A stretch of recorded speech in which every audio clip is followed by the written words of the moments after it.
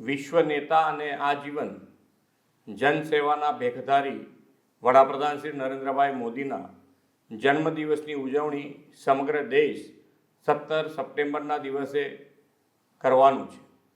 તેના નિર્ણાયક અને અડગ નેતૃત્વમાં આપણી બહાદુર સેનાએ ઓપરેશન સિંદૂર પાર પાડ્યું છે. તે માટે 140 કરોડ દેશવાસીઓ વડાપ્રધાન શ્રી અને સેનાને અભિનંદન આપી રહ્યા છે. આદરણીય શ્રી નરેન્દ્રભાઈ મોદી જ્યારે 2014માં પહેલીવાર વડાપ્રધાન બન્યા ત્યારથી તેમના જન્મદિને સેવા દિવસ તરીકે ઉજવવાની પરંપરા ઊભી થઈ છે. આ વર્ષનું સેવા દિવસ ઓપરેશન સિંદૂરની સફળતાની ઉજવણી, નમો કે નામ રક્તદાનથી 300થી વધુ સ્થળે બ્લડ ડોનેશન કેમ્પથી ઉજવાઈ રહ્યો છે. એક જ દિવસમાં સૌથી વધુ લોકો દ્વારા બ્લડ ડોનેશનથી વિશ્વ વિક્રમ બનાવવાનું આપણું લક્ષ્ય છે.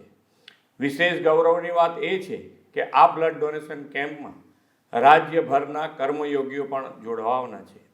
વડાપ્રધાનશ્રીએ આપેલા જનસેવાના કર્મયોગી ભાવને આ કર્મયોગીઓ ચરિતાર્થ કરે છે. સૌ બ્લડ ડોનર્સને આ માટે ખૂબ ખૂબ અભિનંદન પાઠવું છું.